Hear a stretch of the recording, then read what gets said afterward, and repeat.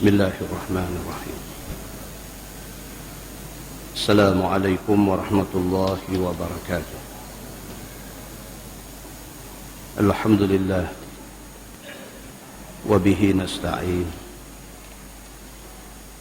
Ashhadu an la ilaha illallah wahdahu la syarika lah. Wa ashhadu anna Muhammadan abduhu wa rasuluh. ونصلي ونسلم على هذا النبي الكريم سيد المرسلين وعلى آله وصحبه أجمعين. أما بعد، أيها المؤمنون اتقوا الله، أوصيكم وإياي بتقوى الله، فقد فاز المتقون. Muslimin dan muslimat, mudah-mudahan dirahmati Allah Subhanahu wa taala. Di dalam sebuah hadis, an Abi Layla radhiyallahu anhu qala, sami'tu Rasulullah sallallahu alaihi wasallam yaqra fi salati laysat bi fariḍah فمر بذكر الجنة والنار فقال رسول الله صلى الله عليه وسلم أعوذ بالله من النار ويح أو ويل لأهل النار أو كما قال. Hadis riwayat Imam Ahmad. Daripada Abi Layla radhiyallahu anhu, kata dia, aku dengar Nabi sallallahu alaihi wasallam sebut di dalam sembahyang yang bukan sembahyang fardu. Abu Layla satu sahabat Nabi. Dia semayang bersama dengan Nabi sallallahu alaihi wasallam, dan semayang tu semayang sunat. Tengah Nabi duduk semayang, Nabi baca surah yang ayat tu sebut pasal syurga, pasal neraka. Surah yang Nabi baca tu sebut pasal syurga, pasal neraka. Faqala Rasulullah sallallahu alaihi wasallam, bila mai tang ayat pasal neraka ni, Nabi kata a'udzu billahi minan nar. Nabi kata, aku minta berlindung dengan Allah daripada neraka. Tengah semayang, dan semayang itu semayang sunat. Nabi SAW bila dia baca ayat cerita pasal neraka, Nabi sebut benda ni. Nabi kata a'udzu billahi minan nar, ya Allah, aku minta berlindung daripada neraka. Dan Nabi kata wailun li ahli nar, celakalah siapa yang jadi ahli neraka. Muslimin dan muslimat yang dirahmati Allah sekalian, hadis ni nak cerita kepada kita tentang Nabi sallallahu alaihi wasallam. Dia adalah satu-satunya makhluk Allah yang faham tentang hakikat neraka. Kita sebut neraka, setakat tahu kata neraka ni tempat azab, tempat tak elok, tempat yang siapa pun tak mau pergi. Takat tu aja. Tapi Nabi SAW satu orang manusia, satu orang utusan Allah yang Allah bagi dia tengok neraka. Takut Nabi dengan neraka ni, tak ada manusia yang boleh lawan takut Nabi itu. Takutnya Nabi SAW dengan neraka yang menjadi tempat azab ni, sampai Nabi dalam sembahyang sunat bila dia baca ayat cerita pasal neraka, Nabi sebut di mulut dia, A'udzubillahi minan nar.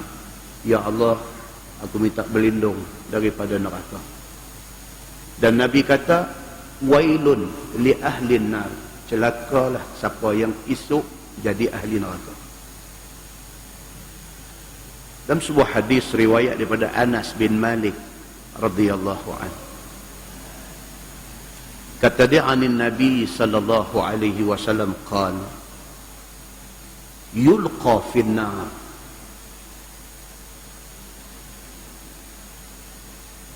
wa taqul hal min mazid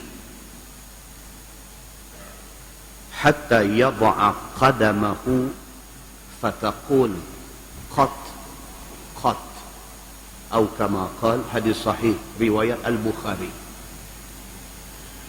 daripada Anas bin Malik radhiyallahu anhu. Kata dia, Nabi sallallahu alaihi wasallam bersabda, Nabi kata, yulqa finnar, satu orang manusia dihumban ke neraka. Wa taqul hal min mazid. Nabi kata setiap kali manusia dihumban ke neraka, neraka kata, hal min mazid. Neraka kata, ada lagi kah? Nabi cerita. Nabi kata esok ni, yang kata neraka esok ni, apabila dihumbankan orang salah ke dalam dia, neraka tu bercakap, dia kata hal min mazid, ada lagi kan lain pada dia ni? Maknanya hadis ni nak bagi tahu dekat kita, kata neraka ni dia available. Neraka ni dia available, dia sedia untuk terima berapa banyak pun orang nak masuk. Jangan kita ingat kita umat Nabi Muhammad, kita umat kemudian, orang dulu-dulu masuk penuh, kita tak celuih nak masuk neraka. Jangan ingat lagu tu. Kakilah yang buruk ni ramai lah ni. Kakilah yang buruk ni ramai, dia otak dia ni lagu duk cari nak buat melawak. Sampai benda agama pun dia nak buat melawak. Kita tu saya takutlah, dia kata kita ni umat Nabi Muhammad ni umat Nabi penghabis. Nuh, dia kata daripada zaman Adam, zaman Nuh, zaman apa tu, bukan sikit manusia ada. Penuh dah neraka dengan mereka tu, dia kata. Hadis ni menjawab layak buruk orang ni. Nabi SAW kata apa? Nabi kata yulqa finnar, apabila dicampak, diumban, dibaling satu orang manusia ke dalam neraka, wa taqul, neraka kata hal mim mazid, ada lagi kah? Maknanya ada lagi tempat kosong untuk nak isi orang jahat masuk. Hatta yada'a qadamahu, sehinggalah Allah Subhanahu wa taala letak kaki dia di dalam neraka itu. Hadis ni Imam Malik kata tak usah fikir, tak usah tanya, tak usah apa. Hadis kata Allah letak qadamah, letak tapak kaki dia. Kita faham lagu tu, tak usah duk tafsir, tak usah duk takwil, tak usah duk pergi macam-macam. Hadis ini hadis sahih riwayat Al-Bukhari. Bila neraka duk kata ada lagi kah? Ada lagi kah? Hatta yada'a qadamah. Allah letak kaki dia di dalam neraka itu. Fataqul, ketika itu neraka kata qat. Neraka kata cukup. Baru dia stop daripada mengisi orang salah di dalam dia. Muslimin dan muslimat yang dirahmati Allah sekalian, di dalam sebuah hadis riwayat daripada Adi bin Hatim radhiyallahu anhu, kata dia, qala Nabi sallallahu alaihi wasallam, ittaqun nar. Qala fa ashaha biwajhihi hatta zannanna annahu yanzuru ilaiha. ثم قال النبي صلى الله عليه وسلم اتقوا النار وأشاح بوجهه قال مرتين أو ثلاثا اتقوا النار ولو بشق تمرة فإن لم تجدوا فبكلمة طيبة أو كما قال hadis sahih riwayat Imam Ahmad daripada Adi bin Hatim radhiyallahu anhu. Kata dia, satu hari Nabi sallallahu alaihi wasallam di depan sahabat-sahabat semua, Nabi kata ittaqun nar. Nabi satu hari depan orang ramai semua, Nabi kata takutlah kepada neraka. Tuan-tuan, ramai orang tak takut neraka hari ni. Tuhan pun dia tak takut, dosa pun dia tak takut, neraka pun dia tak takut. Orang hari ni dia tak takut kepada apapun. Sebahagian daripada orang hari ini dia membujuk lalu melentang patah. Apa yang dia mau dia buat. Hantu sahabat kata berdosa, hantu sahabat kata dosa ni boleh menyebabkan dia masuk neraka. Hantu sahabat apa? Dia kata dia nak buat, dia buat. Nabi SAW boleh pesan dekat sahabat-sahabat ni. Nabi kata ittaqun nar. Nabi kata takutlah kepada neraka. Aku nak cerita lebih-lebih aku tak tahu, tapi hampa masuk esok hampa tak boleh tahan. Kata Adi bin Hatim fa asyaha biwajhihi. Adi bin Hatim kata bila Nabi kata ittaqun nar, takutlah kepada neraka, Nabi beralih. Nabi beralih muka dia tengok ke lain. Hatta zannanna annahu yanzuru ilaiha. Sampai kami sangka macam Nabi tadinya nampak neraka, maka Nabi beralih ke lain. Cara Nabi itu.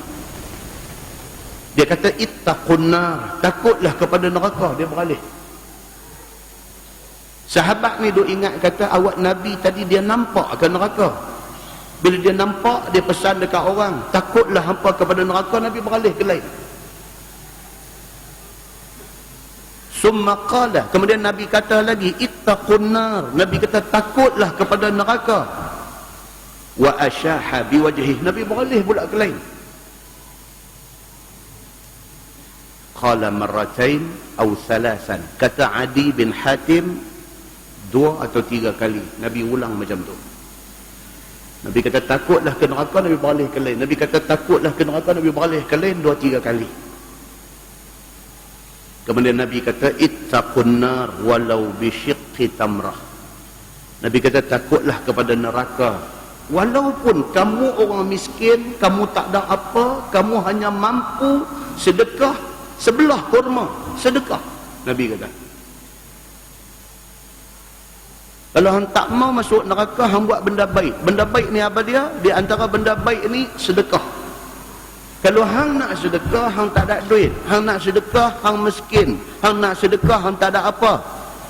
Nabi kata kalau yang ada dekat hang tu sebiji kurma, koyak setengah pun bagi juga sebagai sedekah supaya hang tak masuk neraka.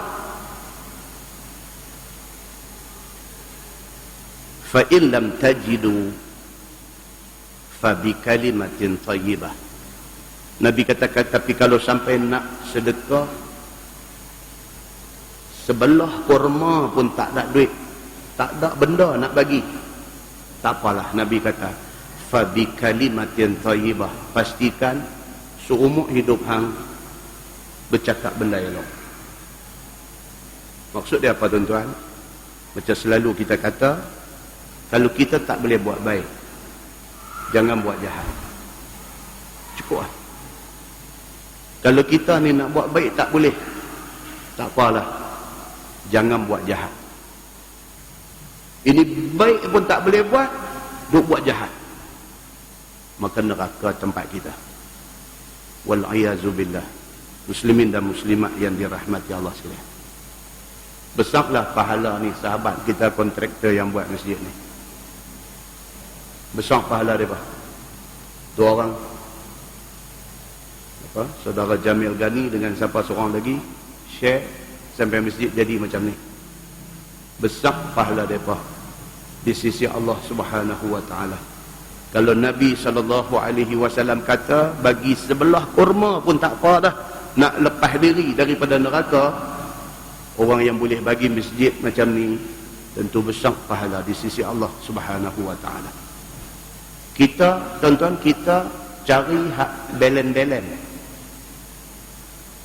Cari hak belen-belen. Kok boleh pasang aircon ke? Pakat-pakat.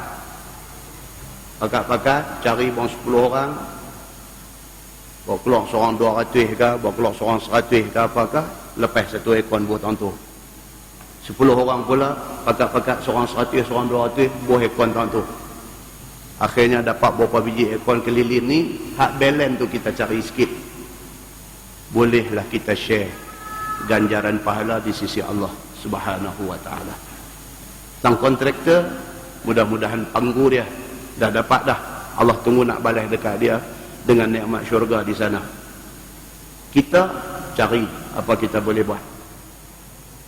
Nak lengkapkan lagi masjid ni tang mana, cari, bagi. Itu bahagian kita.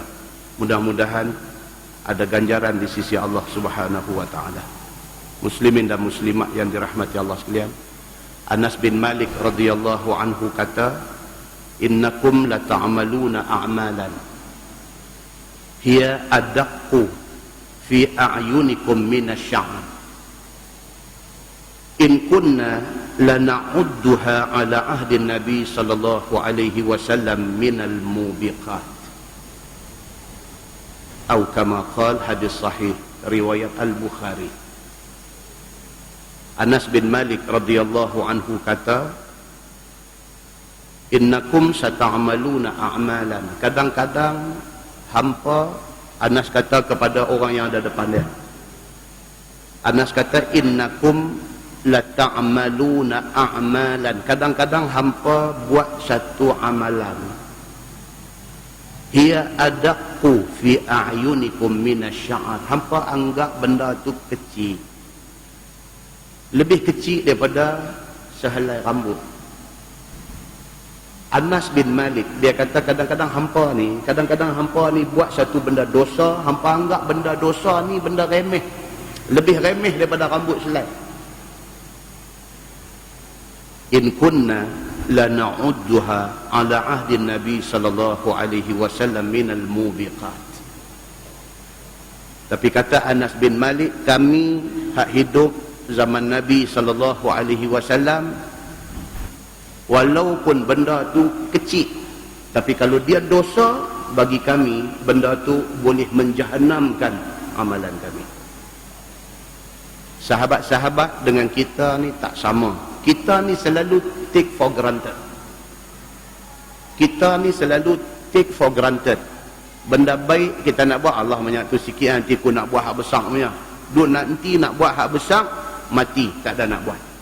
Kita take for granted. Kadang-kadang satu benda dosa, kita dengar Allah apalah sangat dosa benda ni, hak apa sangat tu menjahannamkan kita di hari akhirat. Sedangkan para sahabat Nabi, kata Anas bin Malik, kami melihat semua benda besar. Sedekah walaupun sebelah kurma bagi kami besar. Pasal Nabi kata sebelah kurma pun kalau hang bagi kerana Allah, hang lepas daripada neraka. Bagi kami satu dosa kecil, mengatakan orang, mengumpat orang, memfitnah orang, bagi kita kecil, hari-hari kita buat benda tu. Tapi bagi para sahabat Nabi, benda tu boleh menjahannamkan amalan mereka. Itu beza kita dengan para sahabat Nabi ridwanullah alaihim ajma'in. Mudah-mudahan tuan-tuan, saya pesan diri saya dan kepada tuan-tuan semua, kita lebih berhati-hati untuk nak menghabiskan saki-baki hidup kita di atas dunia ni. Tak tahu bila tuan-tuan. Bukan kata saya dengan tuan-tuan, kita dengan anak kita pun tak tahu bila. Kita dengan anak akan nak urus mayat kita, kita akan nak urus mayat anak. Tak tahu tuan-tuan. Benda ni di sisi Allah Subhanahu wa ta'ala. Berapa banyak benda berlaku dalam dunia, bukan anak urus mayat bapa, bapa urus anak, mayat anak. Jadi dalam dunia ni jadi benda ni. Nak habaq kata apa? Masa kita tak tahu bila. Adat kata kita bapa, kita orang tua, anak kita lah esok nak perbetui jenazah kita. Adat kata lagu tu. Dah, Tuhan dia bagi jadi lagu lain. Tiba-tiba kita yang mengurus jenazah dia. Mati satu benda yang tak tahu bila. Dan dia tak habaq dulu bila kematian nak mai kat kita. Yang penting apa dia? Bila masa pun jangan buat dosa. Bila masa pun modu ingat nak tambah pahala dan kebajikan, supaya bila masa pun kematian mai, kita dalam keadaan bersedia untuk menghadapinya. Mudah-mudahan muqaddimah itu memberi manfaat kepada kita, insya-Allah. Kita menggunakan tafsir Nurul Ihsan jilid 1. Tafsir Nurul Ihsan jilid 1.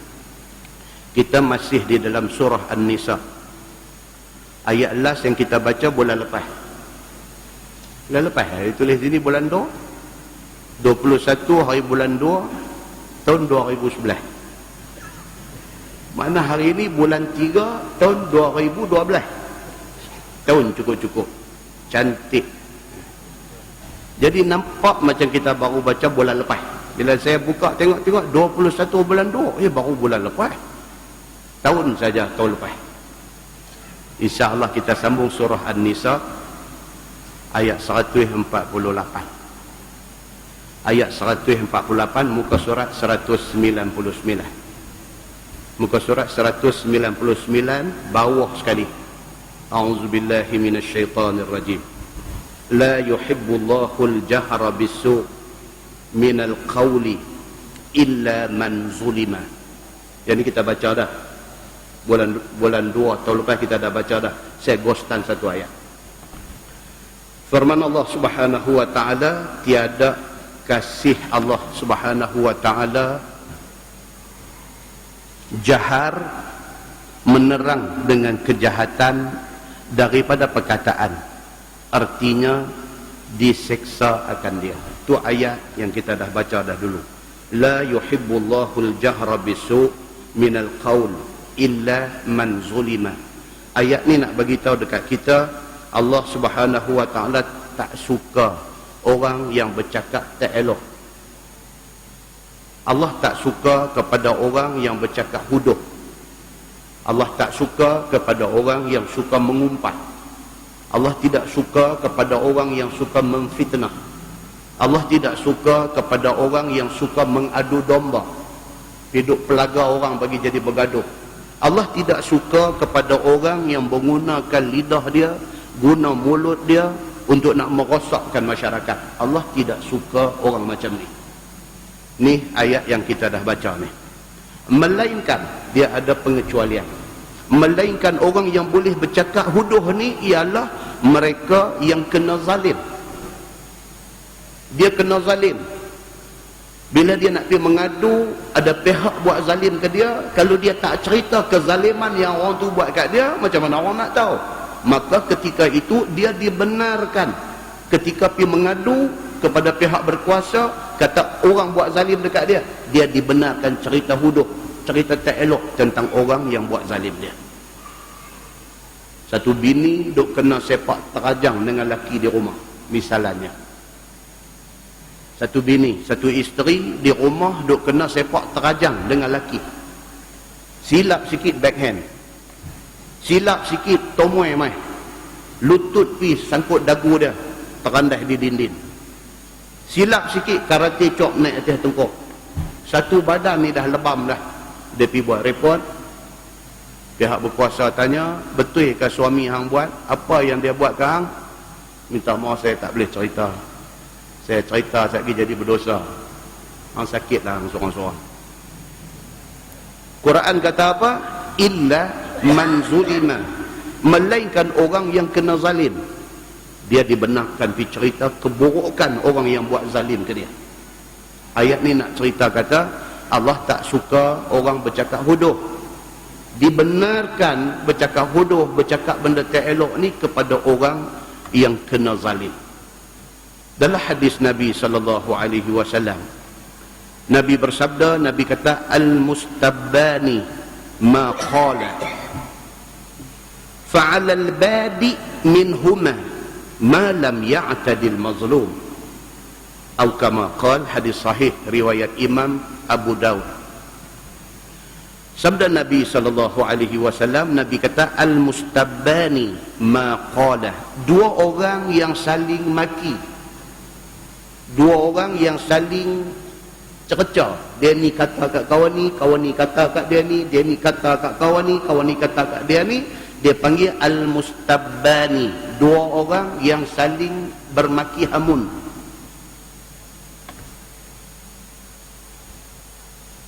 Fa'alal badi minhuma, maka dosa kepada orang hak mula. Dia kata, dua orang, dia ni kata kat kau ni, selagi mana pihak yang kena kata tak balas balik, kawan hak mula tanggung dosa. Malam ya'tadil mazlum, selagi mana orang yang kena kata tak jawab, bila dia jawab, dua-dua berdosa. Ni kih maki ni, satu orang kata dekat satu orang, kalau pihak yang kena kata dia buat tak tahu aja. Orang main habaq dekat dia ni, dia duk kata kan macam-macam, dia jawab balik, saya no comment.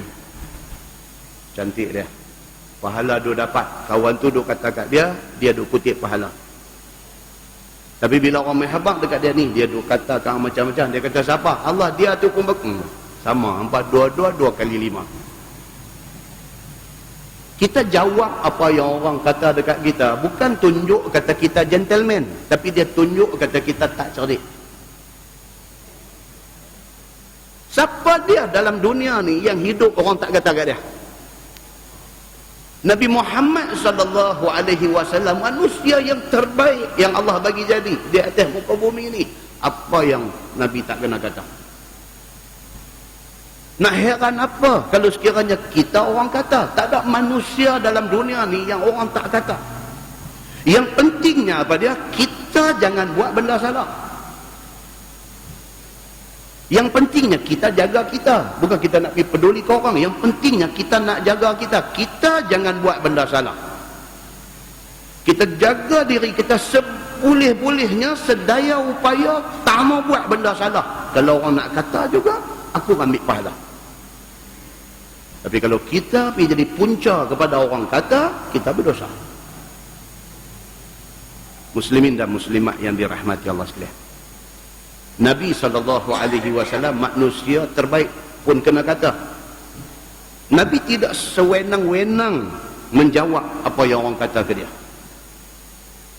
Tuan-tuan ingat balik cerita Nabi SAW ketika kematian isterinya Khadijah.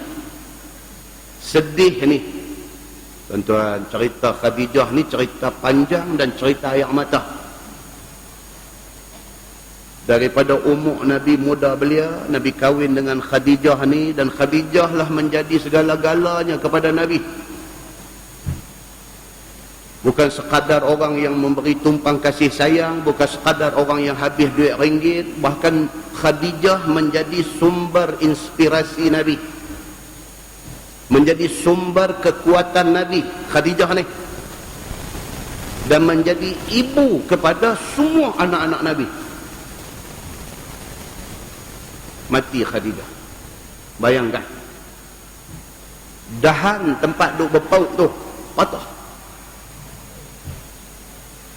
Nabi sedih, duka cita ni tak tahu nak habang. Nabi pergi ke Taif, satu tempat cantik di Saudi, sejuk dengan tempat buah-buahan subong. Nabi sampai di sana, Nabi disambut dengan ketil batu berdarah. Nabi ni kena punggai batu.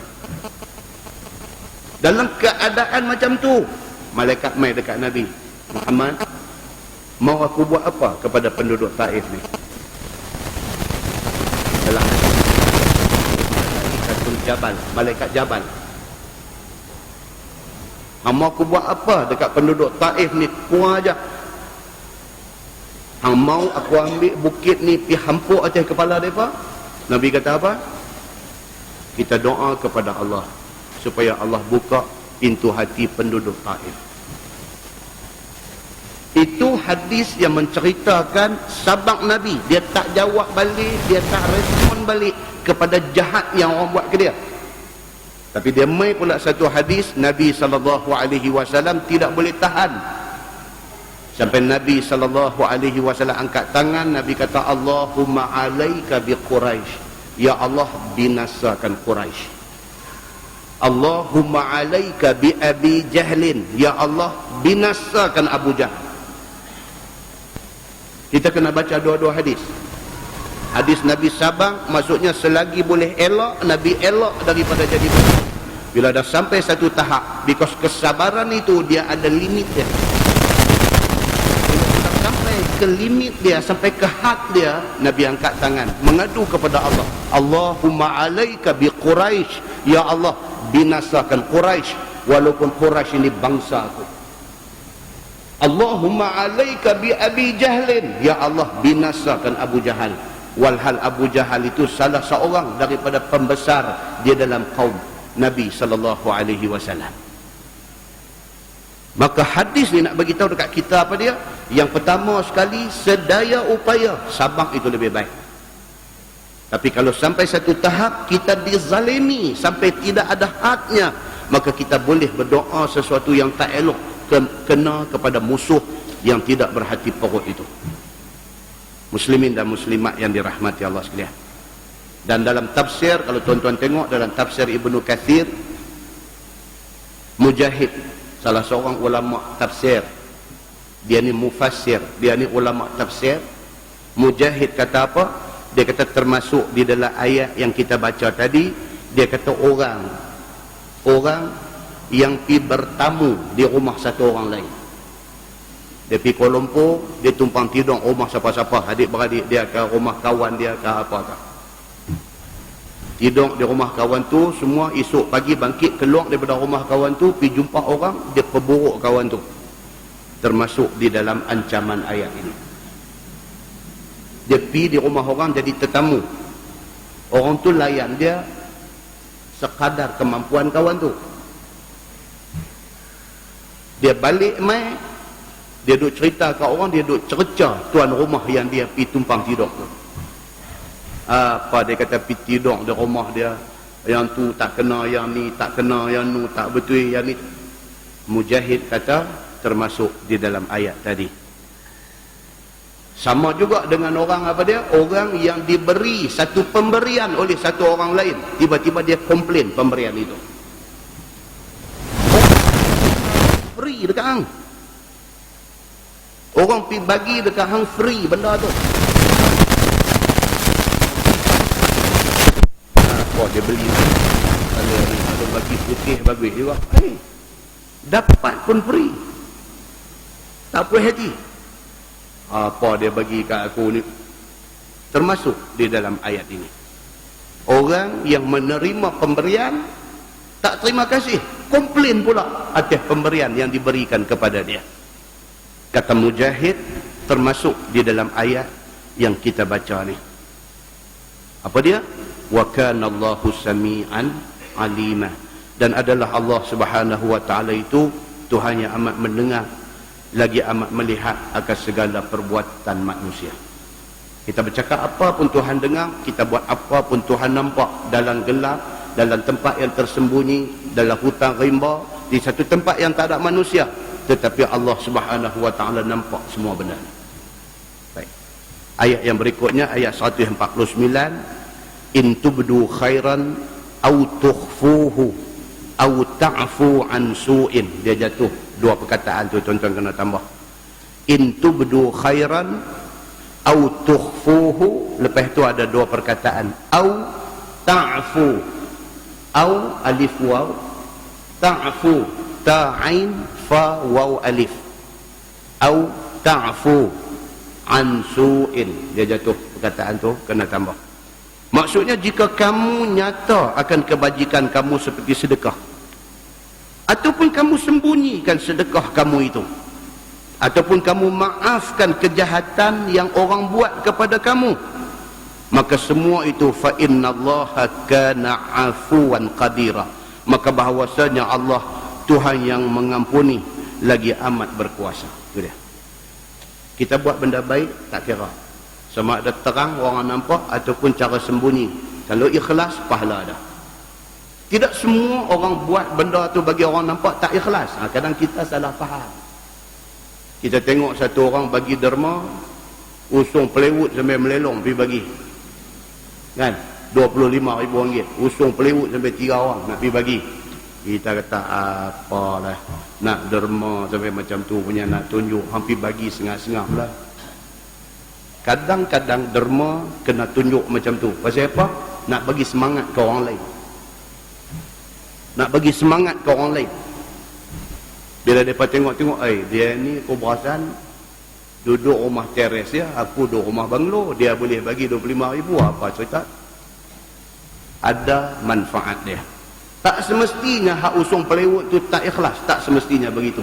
Kadang-kadang tujuan dia nak motivate orang lain, suruh orang lain pun pergi buat sama. Maka itu baik di sisi Allah Subhanahu wa ta'ala. Maka ayat ni Tuhan kata apa? Dia kata in tubdu, kalau kamu tunjuk kebaikan yang kamu buat, au tukhfu, ataupun hang sembunyi kebaikan yang hang buat, tak kira, yang penting hang buat baik. Tuhan kata begitu. Au ta'fu an su'in, ataupun orang buat jahat dekat kita, kita maafkan dia. Itu semua adalah benda-benda baik. Fa innallaha kana afuwan qadira. Allah Maha Pengampun, Maha Berkuasa. Begitu. Baik, firman Allah, innal ladzina yakfuruna billahi wa rusulihi wa yuriduna an yufarriqu bainallahi wa rusulihi.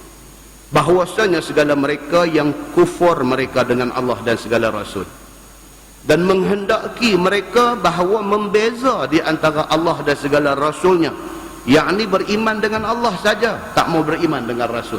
Adakah orang macam ni? Allah Tuhan dia, Nabi dia tak mau. Ada tak ada? Ada. Iblis apabila Allah buat Adam alaihissalam, Allah suruh dia sujud kepada Adam. Iblis sujud tak? Tak. Tapi Allah dia terima tak kata Tuhan dia? Iblis terima kata Allah Tuhan dia. Cuma masalahnya dia tak mau Adam. Orang yang start membezakan ni ialah Iblis, laknatullah alaihim ajma'in. Kerana dia tolak Adam, dia tak mau terima Adam sebagai manusia yang dia perlu hormat. Kerana tu Allah buang dia daripada rahmat Allah. Itu kes pertama jadi dalam sejarah wujud manusia. Iblis lah orang yang mula-mula membezakan di antara Allah dan juga Rasul. Dia main zaman kemudian ni ada tak ada tuan-tuan? Ada. Yahudi dia setakat Nabi Musa saja. Main Nabi Isa, Yahudi tak terima Nabi Isa sebagai Nabi. Main Nabi Muhammad, Yahudi tak terima Nabi Muhammad Nabi. Dia tolak Nabi Isa dengan Nabi Muhammad. Allah dia terima tak kata Allah Tuhan dia? Yahudi pun Allah Tuhan dia. Main pula geng Nasrani ni macam mana pula? Dia terima dah Allah Tuhan dia? Dia terima Allah Tuhan dia. Dia terima dah kata Nabi Isa ini sebagai Nabi dan utusan Allah? Sebahagian dia terima. Dia kata Isa adalah utusan Allah. Sebahagian kata Tuhan, sebahagian kata anak Tuhan, sebahagian kata utusan Allah. Tapi bila main Nabi Muhammad, Nasrani terima tak Nabi Muhammad ni sebagai Nabi dan utusan Allah? Dia tak terima. Dia takat Nabi Isa dia. Ayat ni turun untuk semua orang. Allah kata innal ladzina yakfuruna billah wa rusulih wa yuriduna an yufarriqu bainallah wa rusulih. Sesungguhnya orang-orang yang kufur dengan Allah dan Rasulnya. Macam mana cara kufur mereka ni? Wa yuriduna an yufarriqu bainallah wa rasulih. Depa membezakan Allah dengan Nabi. Allah depa terima kata Tuhan, Nabi Muhammad depa tak mahu. Depa membezakan Allah dengan Nabi. Membezakan Allah dengan Nabi menyebabkan depa dianggap kufur. Ini yang kata rukun iman. Rukun iman dia tak ikut kaedah matematik. Matematik dia kata 6 tolak 1 tinggal 5. Rukun iman tak ada. 6 tolak 1 kosong. Terus jadi orang yang tidak beriman.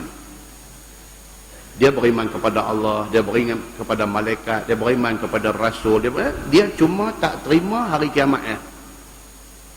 Dia tolak 1 aja. Tolak 1 dia jadi orang yang tak beriman. Dia tak dipanggil orang yang beriman 5/6. Dia tak panggil. Dia panggil tak beriman. Sama nisbah dengan Quran. Satu mushaf tu ada 30 juzuk Quran. Satu manusia, dia bukan tolak satu juzuk, dia bukan tolak satu surah, dia tolak satu ayat aja. Ayat apa dia tolak? Ayat kata curi kena potong tangan, dia tak boleh terima yang tu. Ayat apa dia tolak? Ayat kata orang yang berzina nak kena sebat kalau sekiranya dia belum kahwin, dia tak mau yang tu. Ayat apa dia tolak? Adalah dalam 6,000 ayat lebih dalam Quran itu, ada ayat yang dia tolak. Satu ayat dia tolak, dia tidak beriman kepada Allah Subhanahu wa ta'ala. Nampak? Benda ni kena jaga. Benda ni kena jaga. Takut entah sampai hari ni tak habis lagi, isu ni tak habis lagi, sampai hari ni tak habis lagi. Duk petikai ayat Quran ni, petikai ayat Quran, duk komplain pasal hukum hudud. Tak boleh. Hukum hudud tu Allah yang tentukan. Dia tak kira hang siapa. Fir'aun satu raja besar pun, kalau dia tolak perintah Allah, kafir dah. Siapa kita ni? Kita nak pergi buat cakap pandai, pergi nak komplain benda yang Allah sebut dalam Quran. Siapa kita ni?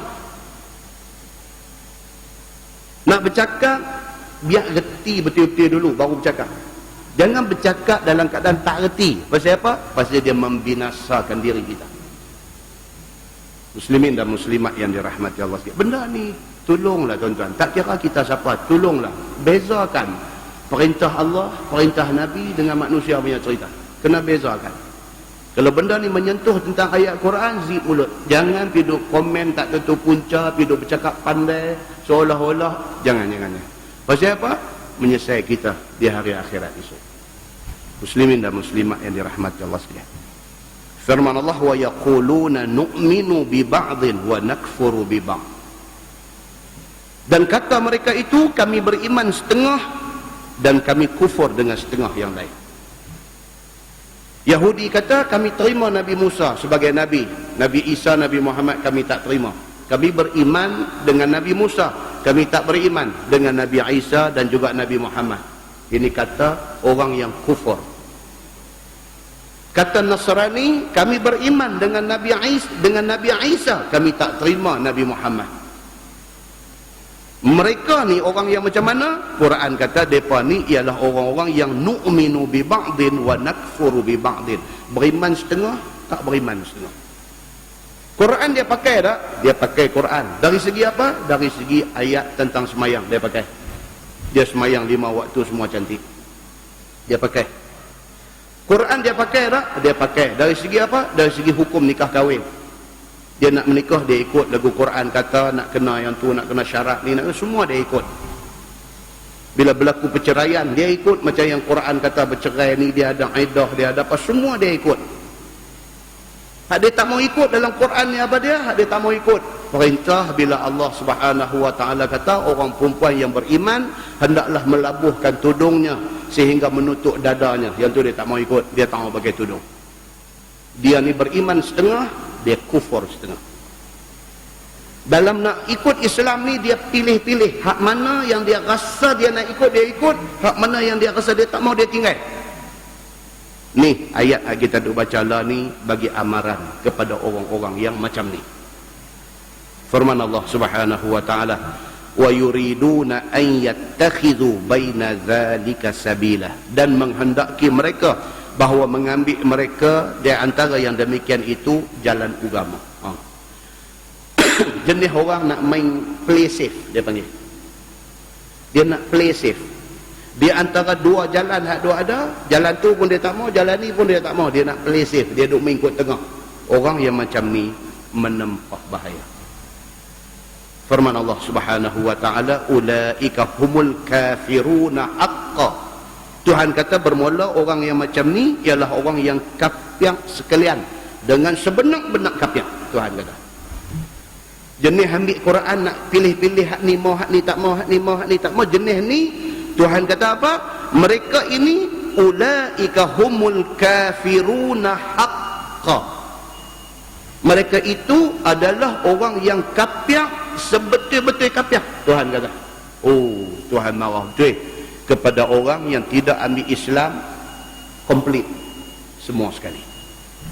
Muslimin dan muslimat yang dirahmati Allah sekalian, firman Allah, wa a'tadna lil kafirina azaban muhina, dan kami sedia bagi segala kafir itu azab yang sangat hina, iaitu neraka.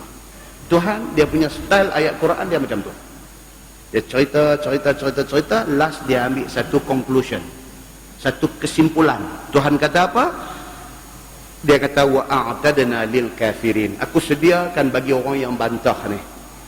Aku suruh pakai Quran semua sekali, dia nak ambil pakai ni, hak ni tak mau pakai dan sebagainya. Aku sediakan bagi orang yang bantah ni semua, apa dia? Aku sediakan bagi dia azab yang sangat hina di hari akhirat esok ni. Firman Allah Subhanahu wa taala, walladzina amanu billahi wa rusulihi wa lam yufarriqu baina ahadin minhum ulaika sawfa yu'tihim ujurahum. Ujurahum tu baris tu, dia tulis ajurahum tu tak betul, ujurahum. Dan segala mereka yang beriman dengan Allah dan Rasulnya, dan tiada membeza di antara seorang daripada rasul-rasul itu. Ni orang yang beriman ni, sebut main Nabi berapa orang pun semua dia macam Tuhan kata, macam tu dia kata. Kalau Tuhan kata Nabi Musa itu Nabi, dia kata Nabi Musa Nabi. Kalau Tuhan kata Nabi Isa itu Nabi, dia kata Nabi Isa Nabi. Kalau Tuhan kata Nabi Muhammad itu Nabi, dia kata Nabi Muhammad itu Nabi. Dia ikut macam Tuhan kata, dia tak bezakan di antara Nabi-Nabi yang ada ni. Bermula mereka itu, lagi kami datang akan mereka itu segala pahala amalan mereka itu, iaitu syurga. Orang macam ni Tuhan kata, yang taat aku kata apa dia buat, aku bagi syurga. Tuhan ni dia senang, dia bagi tahu clear, benda ni jangan buat, kalau hang buat neraka. Benda ni pergi buat, kalau hang buat syurga. Apa yang Tuhan bagi tahu kat kita clear. Manusia ni saja yang pergi cari masalah. Terang Tuhan abang kata arak jangan minum. Berapa ramai orang Islam hari ni minum arak? Ramai tuan-tuan, ramai. Hak kita tahu, hak kita tak tahu, itu kita punya pasal. Tapi hak duk minum ni cukup ramai. Berapa ramai orang Islam hari ni duk main judi? Oh ramai tuan-tuan, ramai hak duk main judi ni. Kita tahu atau kita tak tahu, tapi hak duk main judi ni cukup ramai. Berapa ramai orang Islam hari ni yang berzina hari-hari? Ramai tuan-tuan, ramai. Hak kita tahu, hak kita tak tahu. Orang-orang ni semua yang minum arak, yang berjudi, yang berzina ni, mereka tahu tak kata benda ni berdosa? Tak payah mai kuliah mengaji pun tahu kata benda tu salah. Tapi mereka pergi buat benda yang mereka tahu salah tu. Sedangkan Allah Subhanahu wa taala terang dah bagi tahu. Tapi mereka buat benda tu, dan mereka tak boleh nak stop daripada buat benda-benda tu.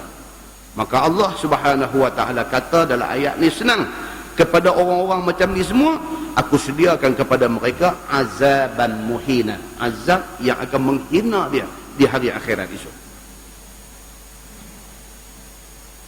Firman Allah, wa kana Allahu ghafurar rahimah, dan adalah Allah Subhanahu wa taala itu Tuhan yang amat mengampun lagi amat rahim. Tuhan ni dia, kita buatlah salah macam mana pun, kita teringat kata kita berdosa, minta ampun anytime, Tuhan akan ampun kita. Cuma masalah dia, manusia tak mau minta ampun. Manusia ni tak usah kata dengan Allah, Tuhan yang dia tengok tak nampak. Dengan mak dia, dia duk nampak seketui duk ada depan tu, dia buat salah, dia tak pergi minta maaf. Ni yang kata manusia. Tuhan ikutlah kata dia tengok tak nampak, maka dia tak heran dekat Tuhan, dia tak minta ampun dekat Tuhan. Ni mak dia, depan mata orang tua tu duk ada, depan mata orang tua tu duk makan air mata pasal dia, depan mata dia, dia tengok orang tua tu merana menderita kerana dia. Nak pergi minta maaf dekat mak dia, sampai mati mak dia, dia tak pergi minta maaf. Muslimin dan muslimat yang dirahmati Allah, ada orang dia hati keras macam ni. Ya Nabi SAW kata minasyaqai tanda jahat manusia ni ada 4. Apa dia? Qaswatul qalb. Yang pertama, kerah hati. Kerah hati. Dia tak rasa dia bersalah. Tak pernah dia rasa dia bersalah. Dalam konteks kita, sebuah rumah tangga kita, suami, bini kita, anak-anak kita, terus duduk tengok orang lain, tengok dalam rumah kita saja ni. Kerah hati ni duk ada rupa orang. Kita sebagai suami, tak pernahkah kita buat salah dekat bini kita, dekat anak-anak kita? Pernahkah sekali kita pergi pegang tangan dia? Mana abang salah, silap apa sebelum ni abang minta maaf kang. Pernahkah sekali kita pergi bercakap lagu tu dekat bini kita? Oh, tak tuan-tuan, aku suami. Kerah hati. Bini kita, tak pernahkah dia buat salah kat kita buang sekali? Tak pernahkah? Pernahkah dia mai pegang tangan kita, abang, mana salah silap saya, apa sama ada saya buat kat abang, saya kata kat abang, saya teringat dalam hati kat abang, saya minta maaf banyak-banyak kat abang, apa-apa jadi kat saya, abang redha saya. Pernahkah sekali dia mai bercakap lagu tu kat kita? Anak-anak kita, pernahkah sekali dia mai pegang tangan kita selain daripada hari raya? Tu pun pasal nak dapat duit raya. Hari raya ni, pagi raya ni, kita pun panggil, mana abang, mai ambil duit raya, mai minta maaf raya. Weh, duit raya baru nak mai pegang tangan dandan minta maaf raya. Hari-hari yang tak boleh minta lah. Berapa banyak yang duk perkena ayah selama ni? Ha? Ayah ni percaya ni tak ada dah kat hang ni. Hang duk perkena ayah ni. Hang ingat ayah bodoh sangat ke? Tak tahu kata hang duk perkena ayah. Hang tak tahu ayah dulu pun duk perkena tu ayah hang juga. Cuba beza ayah dengan hang apa dia? Ayah minta ampun dah dekat tu ayah hang. Hang tak pernah minta maaf dekat ayah lagi. Dia ingat ayah dia ni tali pinggang putih kot. Ayah dia bab dia dok buat ni, ayah dia tali pinggang merah. Ya. Tapi pernahkah anak ni dengan atas kesedaran diri mai dekat ayah ni minta maaf? Pernah? Tak mai tuan-tuan. Pasal apa? Qaswatul qalb, kerah hati. Macam itulah yang duk ada dalam dunia ni, hak duk ada ramai ni macam ni. Hak duk minta maaf ni korang. Tuan-tuan boleh bayang tak satu rumah tangga yang tiap-tiap malam bila nak tidur, suami minta maaf kat bini, bini minta maaf dekat suami. Tiap-tiap kali nak tidur. Tiap-tiap kali nak tidur. Ni kata sebelum lena sebelum apa, aku ada salah silap apa ni, setakat hari ni dengan lepas-lepas aku minta maaf kan. Dia pun kata saya pun serupa abang. Mana nak tahu tuan-tuan, pejam-pejam dia pejam terus. Nuh yang doa bangkit pagi tu, alhamdulillahillazi ahyana ba'dama amatana wa ilaihin nusyur. Segala puji bagi Allah, Tuhan yang bagi aku hidup balik pagi ni selepas tadi tidur tu umpama mati. Tidur tadi tu macam mati. Bukan sedang, tak sedang apa dah, kawak masuk dalam rumah, angkat televisyen, peti air bawa keluar apa-apa semua, tak sedang. Bangkit pagi, alhamdulillah, peti air tak ada. Baru alhamdulillah. Terkejut peti air tu dulu. Peti air tak ada. Baru boleh tengok, TV tak ada, anu tak ada, ni tak ada. Terus tak ada baca alhamdulillah. Pasal kawak.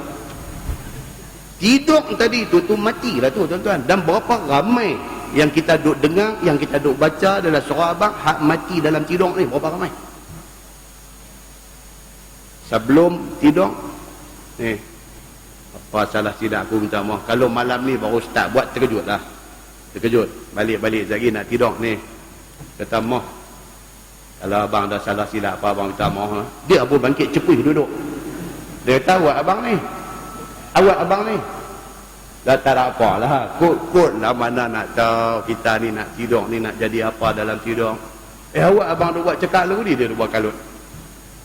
Baru tadi pergi klinik. Bawa pergi klinik, balik tu main buat cakap lagu tu. Dia kata, doktor ada abang apa-apa ke? Abang ada kanser ke? Duk tanya dia. Tak ada apa. Dah sajalah. Dari abang cuti kat dia, tak tidur malam ni. Abang cuti kat dia, abang yang duk buat lagu ni saya takut ni, saya susah hati ni, apa ni, duk tak duk nak minta maaf ni. Abang pergi mengaji kitab tadi, daripada abang kata. Abang biar betul, duk tak puas hati juga. Kan? Benda ni kadang-kadang tak biasa buat. Bila buat dia jadi kalut, tuan-tuan. Kita anak beranak, anak salam tak pernah cium tangan kita. Hari ni dia umur dah 38 lah. Dia salam tak pernah cium tangan kita. Tahu satu hari dia main-main salam, dia cium tangan kita. Kita tarik tangan. Ish, kata budak ni tak biasa. Tak biasa. Benda baik, tapi tak biasa. Bila buat sekali dia terkejut ni, tak tahu nak apa. Tapi bila buat lagi, benda tu sudah jadi biasa. Barulah rasa nikmat satu rumah tangga yang mempraktikkan Islam di dalamnya. Muslimin dan muslimat yang dirahmati Allah sekalian. Kemudian dia kata kisah kufur Yahudi. Nak cerita tentang Yahudi ini, kufur mereka. Kufur ni apa makna tentang kufur? Makna dia engkar.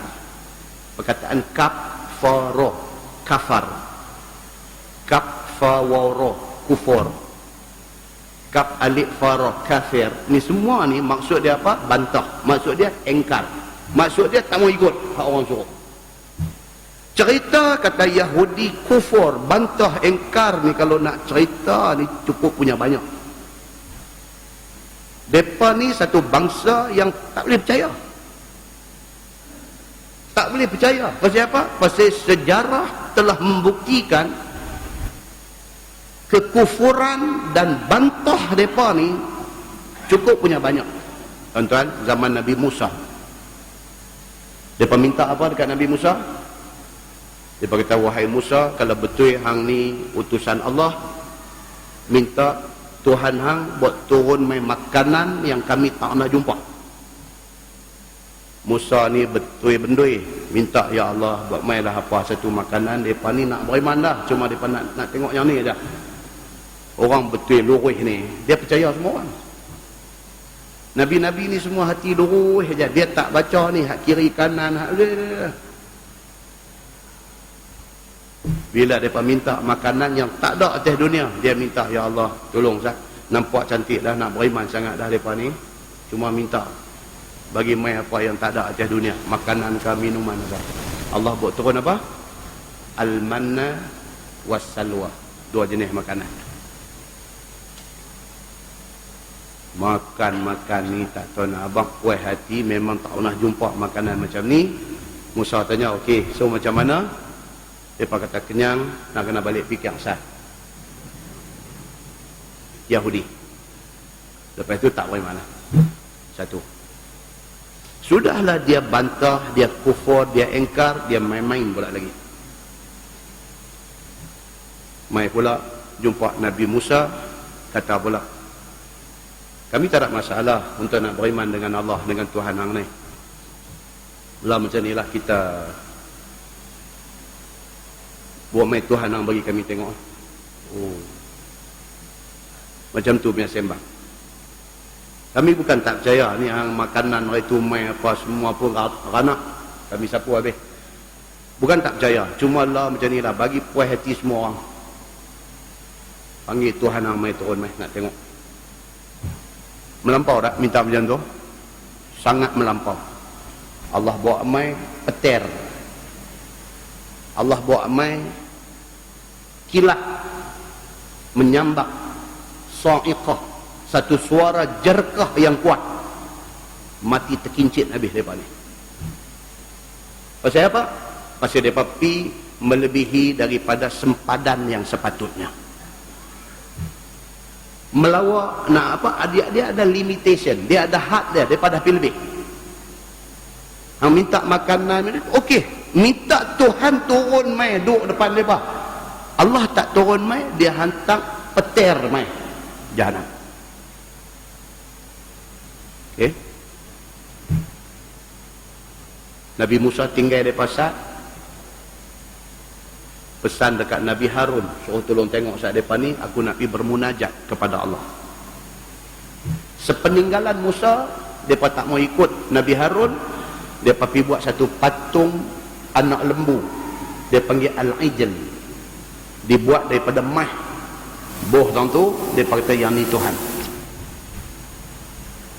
Berapa lama Nabi Musa didik mereka, tarbiyah mereka, bagi mereka ni jadi manusia yang kenal Tuhan, jadi apa, ikut apa semua cantik dah, tinggal sat aja. balik-balik mai duk sembah lembu, sembah patung lembu yang dibuat daripada emas. Al-Ijl dalam Quran cerita. Nabi Allah Musa alaihi salam bila tengok macam tu, dia kata, Masya Allah, apalah hampa ni, dia kata. Selain daripada dia marah Harun, dia juga marah kepada umat dia. Allah Subhanahu wa ta'ala bagi ampun kepada mereka atas perbuatan mereka tinggal sembah Allah pergi sembah patung lembu mah ni.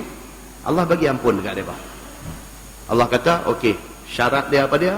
Hampa kena ikut semua isi kandungan Taurat yang aku buat turun dekat Nabi Allah Musa alaihi salam. Tak mau ikut. Sehinggalah mai ayat Allah berfirman, wa idna taqnal jabal fawqahum ka'annahu zullah. Al-Quran. Wa dhannu annahu waqi'un bihim khuzu ma atainakum biquwwah. Ayat tu kata apa? Dan ingatlah ketika kami angkat Bukit Tursina duduk di atas kepala mereka. Tu dia Tuhan buat dekat Yahudi ni. Hantar mai malaikat pegang Bukit Tursina tu, pegang angkat duduk atas kepala mereka bukit tu. Ka'annahu zullah. Quran kata bukit tu jadi macam satu awan yang menaungi mereka. Bukit tu daripada duk ada atas bumi tu, Tuhan suruh malaikat cabut, mai duk letak atas kepala macam tu, nak ampas atas mereka. Wa dhannu annahu waqi'un bihim, dan mereka rasa memang mereka nak kena ampas lah dengan bukit tu. Takut ni Yahudi ni. Khudhu ma atainakum biquwwah. Ketika itu ni bukit tu nak ampas atas ni, Tuhan kata dekat mereka, berpegang teguhlah hampa dengan Taurat yang aku buat turun ni. Baru mereka kata okey, kami beriman. Bukit tu pergi letak balik di sana, dia beriman tak? Tak juga.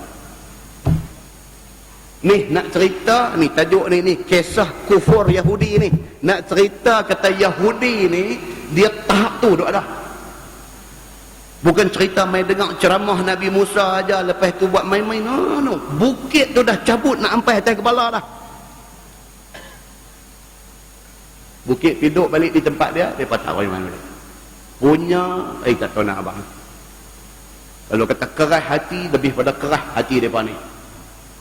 Ini kronologi bantah Yahudi terhadap Allah Subhanahu wa ta'ala.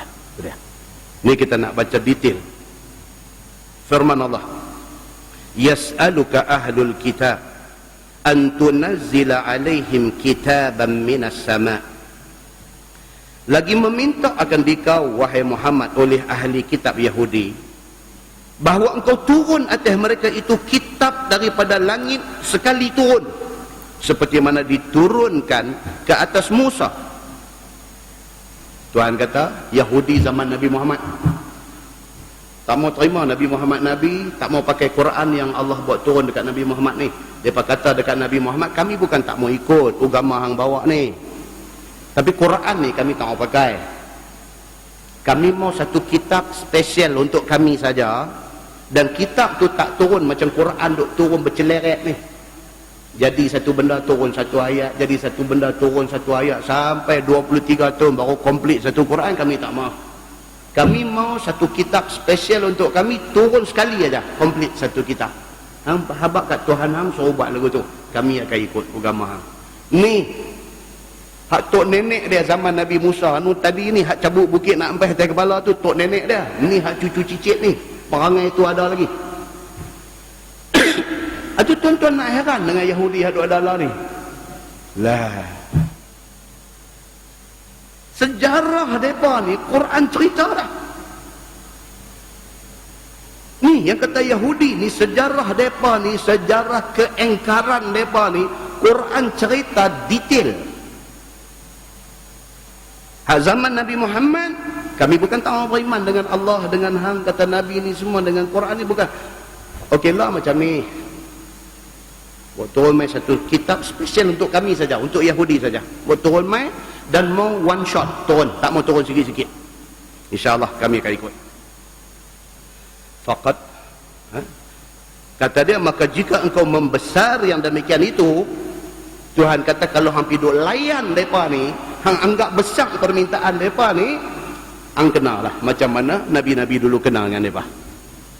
Saat-saat dia minta makanan, saat-saat dia minta Tuhan suruh turun mai, saat-saat dia minta yang nu, saat dia minta yang ni, mereka ni hak takat nak minta mai satu kitab khas untuk mereka ni, Tuhan kata kecil aja. Mereka biasa minta hak lagi dahsyat daripada ni dekat Nabi dulu. Tuhan abang dekat Nabi Muhammad sallallahu alaihi wasallam. Faqad sa'alu Musa akbar min zalik. Tuhan kata dekat Nabi Muhammad, maka sesungguhnya telah meminta mereka itu akan Nabi Musa yang lebih besar daripada yang demikian itu. Mereka minta dekat hang turun mai satu kitab khas untuk mereka sekali turun. Kecil Tuhan kata. Mereka pernah minta dekat Musa dulu lagi besar punya benda. Faqalu, maka kata mereka itu, kata Yahudi kepada Nabi Musa, arinallaha jahrah. Wahai Musa, perlihatkan kepada kami Allah itu terang-terang depan mata. Ni hak kita cerita tadi ni. Ni surah An-Nisa, Tuhan cerita. Mereka minta dekat Nabi Musa tu suruh Tuhan turun mai. Dan kita kata ni geng-geng apa, gangster lah ni. Kalau apa, dia kata nak settle bahasa gangster ni. Kita apa nak settle, bagi muka kat aku lah, bagi muka kat hang lah, apalah kita turun jumpa apa semua. Aku nak sembang apa dengan hang, mana dia abang hang panggil turun mai. Pasal apa dia rasa duduk depan ni bukan level dia. Dia mau level dia punya turun mai baru boleh. Yahudi macam tu. Ni hang Musa, hang Nabi ke apa buat tepi, hang panggil Tuhan turun mai. Kami nak jumpa Tuhan. Samsing tak kena tempat. Samsing tak kena tempat. Allah Subhanahu wa taala dalam Quran kata apa? Fa akhadhathumus sa'iqah bi zulmihim. Maka mengambil tindakan akan mereka itu oleh Allah dengan satu halilintar. Ambil. Tuhan tak mai, Tuhan hantar mai satu petir, satu lintak mai pang kata kena, habis. Tuan-tuan, Tuhan hantar lintak dekat Yahudi zaman Nabi Musa tu, Tuhan lainkah dengan Tuhan hak dua adalah ni? Tuhan tu lah. Tuan-tuan jangan ingat kita hari ni duk buat bercakap juah dengan Tuhan ni, Tuhan tak boleh buat macam tu kat kita. Jangan ingat macam tu. Dia boleh buat kalau dia nak buat. Sikit aja dia tunjuk, sikit saja tuan-tuan. Masjid Jamek Kuala Lumpur tenggelam baru ni. 7 hari bulan Mac 2012. 7 hari bulan Mac. Dia buat main hujan aja, bukan ada apa. Dia buat main hujan non-stop. Lintang tak main lagi. Lintang tak main, dia hantar air hujan aja. Dia hantar air hujan. Teksi nampak bumbung ni. Di mana tu? Di kawasan Masjid Jamek Kuala Lumpur. Tuhan hantar main di ibu kota. Kalau dia hantar main kasih Gelugong, orang tak tahu. Kalau dia hantar main Gelugong, orang tak tahu. Dia hantar main di ibu kota Masjid Jamek Kuala Lumpur. Faham? Dia hantar main hujan saja. Tak ada lintang, tak ada apa. Hujan cuma tak berhenti saja. Dia buka switch, dia tinggal gitu hujan. Duduklah rumah, buka tingkap, tengok, buka pintu, tengok, buka tingkap, tengok, tinggal bumbung lah kereta di bawah. Dan ubah, tak tahu nak upi ubah tang mana, nak ubah pi jauh lagi nak balik macam mana. Rumah duk tenggelam. Nak jaga rumah, kereta nak tenggelam. Kacau. Yang hujan. Bukan lintang. Yahudi minta Tuhan turun mai depan. Dia hantar lintang mai. Allah yang mengambil tindakan kepada Yahudi zaman tu, Allah tu juga Tuhan hari ini. Muslimin dan muslimat yang dirahmati Allah sekalian. Apa jadi kepada Yahudi yang kena sa'iqah? Fa akhadhathumus sa'iqatu bi zulmihim, maka mengambil tindakan oleh Allah akan mereka itu dengan halilintar. mati mereka itu dengan sebab zalim mereka itu, yakni pada minta benda yang tidak layak dan bukan-bukan.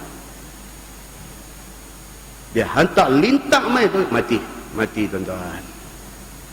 Muslimin dan muslimat yang dirahmati Allah sekalian. Firman Allah, summa takhazul ijla, kemudian mengambil mereka itu, yakni Yahudi itu akan ijl, yakni buat Tuhan, buat sembah.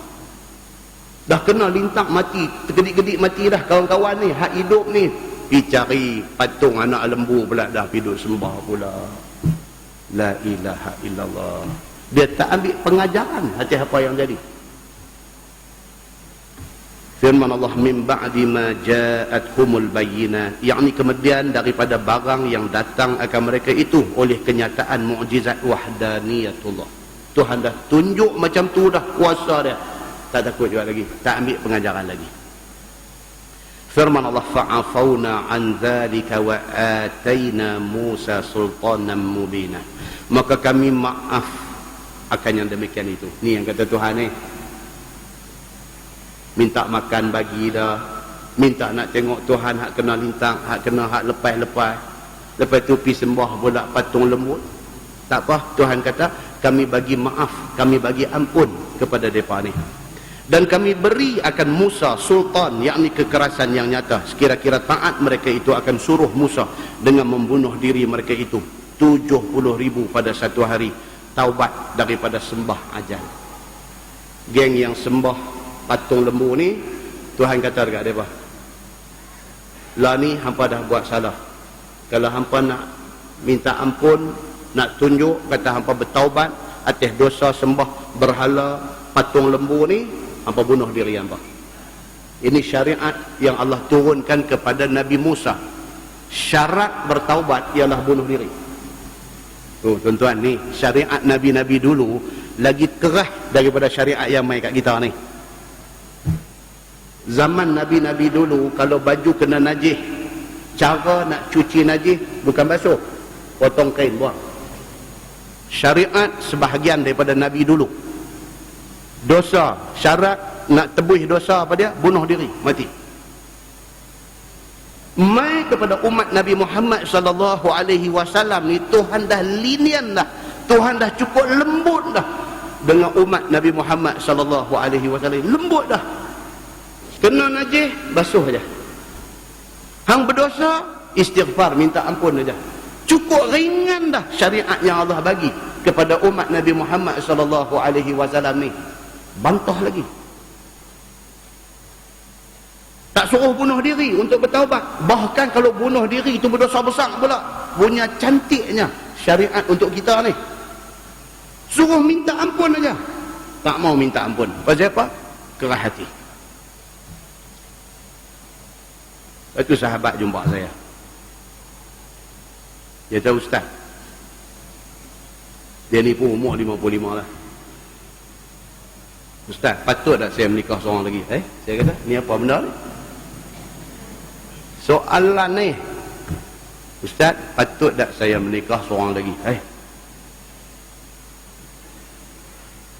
Ini soalan kopi goji, kan? Saya tahu ni tak duk pergi tanya soalan mangkak ni hang ni. Tak, bukan, dia kata. Saya tak, ustaz serius. Saya tak, oh serius, okey. Saya menikah, saya umur 55. Dia kata. Daripada hari menikah sampai hari ini 20 tahun dah, bini saya tidak pernah jijak rumah mak saya. Dia kata, wih, dia kata, ya ustaz, bini saya tidak pernah jijak rumah mak saya. Ayah saya mati, dia tak boleh tengok. Mak saya hari ini umur 83. Dia kata mak saya hari ini umur 83, duk sakit, dia kata, duk uzak. Saya duk balik tengok, duk kerja Kuala Lumpur, sahabat ni duk kerja Kuala Lumpur. Every weekend ustaz, saya balik tekan kereta bukan jauh mana bola ni, dia kata, dia duk belah Perak ni. Balik tengok orang tua ni, umur 83. Dia tak mau balik. Baliklah, saya kata dia, baliklah. Mak ni pun bukan berapa hari lagi dah sekarang balik. Saya kata macam mana boleh jadi lagu tu orang masa nak dia? Itu silap saya lah. Dia kata silap. Silap macam mana? Silap pasal saya terima perjanjian syaitan ni, dia kata. Perjanjian syaitan ada dalam nikah ni. Ada. Dia kata. Apa dia? Masa nak menikah dulu dia bagi satu syarat dekat saya, dia tahu balik rumah keluarga saya. Syarat ini perjanjian syaitan, saya sudah sign. Saya kata dulu-dulu lah, itu zaman jahil, zaman tak erti agama, zaman aku pun tak tahu apa, hang pun tak tahu apa. Tapi masalah lah aku dah tahu, hang duk tak tahu apa lagi. Dia kata. Mak pun umur dah 83, uzong pula lagi. Saya ustaz, dia kata hati ni nak bawa mak duduk dengan saya. Macam mana mak saya nak duduk? Dia rumah mak saya, dia tak pernah pijak. Apa jadi ni? Satu suspend juga duk dengar cerita dia ni. Dia kata apa Ustaz? Yang tu semua tak tepi. Tak tepi. Yang tak tengah apa? Saya kata. Dah, patut tak saya nak menikah seorang lagi? Yang tu nak duduk tengah. Saya kata sulit saya nak jawab soalan ni. Sangat complicated. Dia kata. Nampak tuan? Rupanya dalam manusia 6 bilion orang manusia satu dunia ni, ada macam ni dia masalah pun ada. Dan saya percaya bukan dia seorang masalah macam ni. Perjanjian syaitan ni ada di mana-mana. Muslimin dan muslimat yang dirahmati Allah, kadang-kadang terkejut. Kita ni terkejut. Kadang-kadang satu sahabat ni, sembel saya, duduk di Sarawak, sama-sama mengaji dulu, sembel. Macam mana nak jawab dekat orang? Satu soalan dia tanya. Dah babi ni satu binatang yang tak ada manfaat, dia kata. Kita orang Islam ni makan dia pun tak boleh. Kalau tepuh dia tangan basah pun nak kena samak lah apa, dia kata. Makna dia satu binatang yang tak ada guna. Tuhan pergi buat dia buat apa? Macam ni punya soalan dia duk tanya tuan. Dia kata kalau bagi tak ada bukankah senang, dia kata. Menyusah yang ada binatang ni. Saya jawab balik kat dia lah. Saya kata, yang tu kata jawapan paling tepat, wallahu a'lam. Tuhan aja lebih tahu apa hikmah di sebalik dia buat benda-benda ni semua. Cuma, saya kata dia, cuma. Macam mana hang orang tanya, aku pun ada duk fikir juga kadang-kadang, kata kat dia. Pokok apa tu? Dalam syurga yang Nabi Adam duduk dulu, yang Tuhan kata, la taqraba hadhihi syajarah. Jangan kamu hampiri pokok ni. Adam dengan Hawa, la taqraba, dua orang. Hadhihi syajarah, jangan kamu hampiri pokok ni. Pokok apa? Pokok khuldi. Tuhan buat apa? Pokok khuldi dalam syurga tu. Kalau dah nak bagi Adam dengan Hawa tak usah duk pergi dekat. Tak usah buat terus, bukankah senang? Buat apa yang Tuhan pergi buat pokok khuldi ni, lepas tu pergi habaq pula dekat Adam dengan Hawa, hampa dua-dua jangan duk pergi rapat pokok ni. Rapat pun tak boleh, apa tak lagi pergi duk kek buah besar masuk dalam mulut lagi tak boleh. Dan kalau lagu cara sengap bila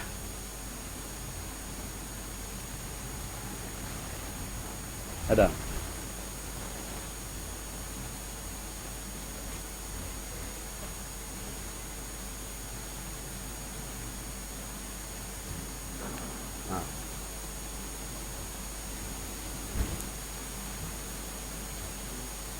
tukang mikrofon lah. Tukang mikrofon pula. Masuk pokok khuldi dia jam terus tadi. Kan? Tak betul lah. Kalau kata pokok tu nak jadi masalah, kita duk buat terus ya. Tuhan buat pokok khuldi, tapi Tuhan pesan kepada Adam dengan Hawa jangan duk pergi dekat. Apa hikmah dia? Hikmah dia, Allah nak tengok sejauh mana kita boleh taat perintah dia. Itu aja. Tepat tak tepat jawapan ni Allah saja yang tahu. Tapi fikir-fikir kita ni betul lah kot. Hikmah lagi satu, nak tengok sifat pengampun Allah, sifat ghafur Allah. Bila manusia pergi buat benda hak Tuhan tak bagi buat, manusia minta ampun dekat Allah. Di situlah nak guna sifat ghafur, sifat pengampun Allah. Dah hikmah lagi satu apa dia? adanya syurga dan neraka. Kalau semua benda yang dilarang kita dekati ni tak ada neraka, maka dijadikan semua benda ni oleh Allah Subhanahu Wa Taala sebagai satu test kepada kita. Jadi dia buat babi itu, kita tak makan, orang kafir makan, dia punya pasal lah. Kita tak makan, kita tu duduk rimah dengan dia, biar pikat dia. Bila ni nak clear ni segala babi-babi ni semua, bila nak clear depan ni? Bila turun mai Nabi Allah Isa alaihi salam. Bila turun mai Isa alaihi salam esok, dia clear semua benda ni. Ayat yang akan datang dia akan mai satu cerita riwayat daripada Abi Hurairah radhiyallahu an. Dia kata Nabi sallallahu alaihi wasallam bersabda, Nabi kata yanzilu Isa bin Maryam fayaqtulul khinzir. Akan turun Isa alaihi salam. Di antara agenda yang akan dilaksanakan oleh Isa ialah yang pertama sekali fayaqtulul khinzir, habis babi dia bunuh. Wa yamhu salib, salib akan dibinasakan. Wa tujma'u lahu salah, dan Isa akan menganjurkan sembahyang berjemaah. Wa yu'tal mal hatta la yuqbal, Isa akan mengagih-agihkan bantuan rakyat. Bantuan kepada rakyat, bukan bantuan rakyat. Isa akan mengagih-agihkan bantuan kepada rakyat hatta la yuqbal, sehingga tak ada siapa dah yang nak terima bantuan itu. Pasal apa? Pasal pemerintahan Isa membawa harmoni di dalam masyarakat. Sampai pada ketika itu nak bagi duit 500 orang tak mau dah. Masa tu lah masalah beratur panjang lah. Ni tak tak kata 500, 50 pun subuh bila. Subuh dah pi. Kan? Di antara agenda Nabi Allah Isa alaihi salam esok ni apa dia? Khinzir dia akan bunuh, salib dia akan binasakan, sembahyang jemaah akan disemarakkan. Kita akan tengok di masjid-masjid ada ni macam mana Masjidil Haram dengan Masjid Nabawi. Dia akan jadi macam tu. Allah ni kalau pi haji, pi umrah, tengok la ilaha illallah, tak masuk waktu lagi, tak azan lagi, berduyun-duyun, berkemutih pakat turun di masjid. Alangkah baiknya kalau berlaku di kampung kita macam tu. Bila ni nak jadi di kampung kita ni, bila di Sungai Nibung ni, bila nak jadi macam ni? Bila Isa turun mai. Dia akan menyemarakkan, wa tujma'u lahu salah, sembahyang akan dijamaahkan. Orang dia mai dalam hati itu nak pergi sembahyang jemaah ni, berkat kepimpinan Isa alaihi salam di akhir zaman esok ni. Wa yada'ul kharaj, bahkan Isa alaihi salam dia akan menghapuskan tempat-tempat pajak. Maksud dia apa? Ekonomi baik. Bila ekonomi baik, tak ada orang nak pajak apa-apa lagi dah. Pada masa tu pajak gadai bankrupt. Tak ada siapa nak pergi pajak barang lagi dah, sebab pendapatan mereka mencukupi. Mereka sudah menjadi berpendapatan tinggi. Dia jadi macam tu. Ni semasa pemerintahan Isa alaihissalam. Wa yanzilur rauha fayahijju minha aw ya'tamiru aw yajma'uhuma. Dan Isa alaihissalam akan turun ke Rauha, iaitu ke Mekah, sama ada untuk buat haji ataupun untuk buat umrah ataupun untuk buat kedua-dua sekali. Hadis itu hadis sahih riwayat Imam Muslim. Benda ni disebut dah oleh Allah Subhanahu wa taala di atas lidah nabi dia, Nabi Muhammad sallallahu alaihi wasallam. Benda yang Allah bagi tahu, yang nabi bagi tahu, pasti jadi. Ini cerita dia. Jadi apa juga benda yang Allah buat dalam dunia ni, dia ada sebab musabab dia, dia ada hikmah dia. Kita tahu ataupun kita tak tahu saja, itu cerita dia. Firman Allah, wa rafa'na fawqahumut tur, dan kami angkat atas kepala mereka itu bukit Tursina. Ni hak kita cerita tadi ni. Angkat bukit Tursina ni nak hempuk atas kepala Yahudi ni. Bimithaqihim, dengan syarat ambil perjanjian akan mereka itu. Apa nak ikut, tak mau ikut Taurat? Kalau tak ikut, aku hampuk bukit ni atas kepala. Sampai macam tu nak suruh Yahudi beriman. kepada Allah Subhanahu wa taala. Wa qulna lahum, dan kami kata kepada mereka itu, kepada Yahudi itu, udkhulul baba sujjadan, dan masuklah kamu akan pintu, yakni Baitul Maqdis itu, hal keadaan kamu sujud tunduk kepala. Suruh mereka masuk ke Baitul Maqdis ni dalam keadaan sujud, dalam keadaan tunduk kepala, sebagai hormat kepada Baitul Maqdis. Baitul Maqdis ni kedudukan, tuan-tuan, kalau kita tengok dalam Quran, dalam hadis, cukup istimewa. Tapi sayangnya hari ini Baitul Maqdis duduk di bawah kekuasaan Yahudi. Duduk di bawah kekuasaan Yahudi. Kalau ada duit lebih, kalau nak pergi umrah, ambillah package umrah dan ziarah Baitul Maqdis. Banyak benda kita boleh tengok di sana. Banyak benda ni hak kita duk baca malam ni, kita boleh tengok di sana. Tuan-tuan tahu, apabila Isa dan mak dia Maryam tak boleh tahan dengan tohmahan dan fitnah puak-puak Yahudi ni, mereka fitnah kata Maryam berzina lahirnya Isa, tak boleh tahan. Maryam bawa anak dia Isa ni hijrah pergi ke Baitul Maqdis. Yahudi tak puas hati, dia pergi menghadap Raja Damaskus yang memerintah Baitul Maqdis ni. Pergi hasut raja tu, Raja Damaskus pada masa tu dia sembah bintang.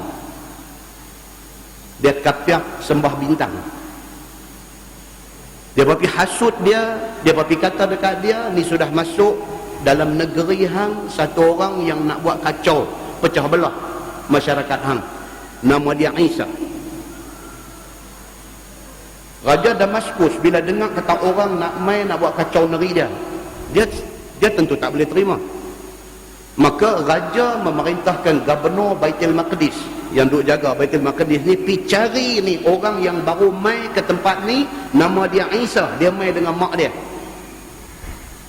Maka gubernur Baitul Maqdis ni pergi cari dapat Nabi Allah Isa AS dengan mak dia, dapat tangkap. Jadi hampa ni ke main nak pecah belah apa semua. Gubernur bila tengok Nabi Allah Isa AS dengan mak dia, tak nampak macam yang diceritakan tu, tak nampak jahat. Lepas balik duduk di rumah. Tapi hasutan daripada Yahudi ni akhirnya termakan juga. Raja Damaskus perintahkan gubernur dia hampir tangkap, dan aku mau budak yang nama Isa ini disalib dia di papan salib, di kayu salib. Maka gubernur Baitul Maqdis dikepung rumah Nabi Allah Isa AS. Nabi Isa dengan mak dia, dengan 12 orang pengikut setia dia, duk ada dalam rumah tu. Nabi Isa ini riwayat daripada Ibnu Katsir. Nabi Isa AS kata dekat pengikut dia 12 orang ni, dia kata, siapa yang sanggup untuk Allah ubah muka dia jadi muka aku? Semua diam. Satu budak yang sangat muda kata, saya sanggup.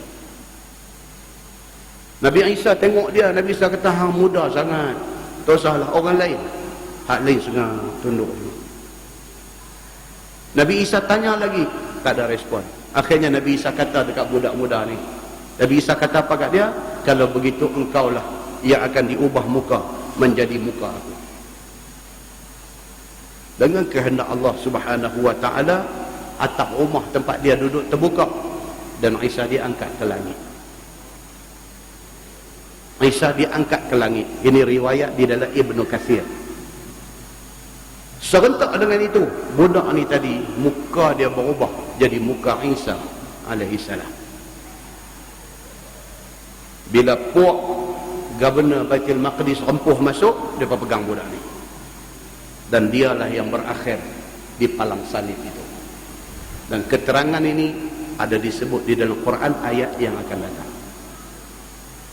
Muslimin dan muslimat yang dirahmati Allah sekalian, ini cerita dia. Jadi kalau kita ada rezeki nak pergi umrah, singgah Baitul Maqdis, dia akan tengok tempat ni, tempat kejadian ni, dia ada lagi di sana.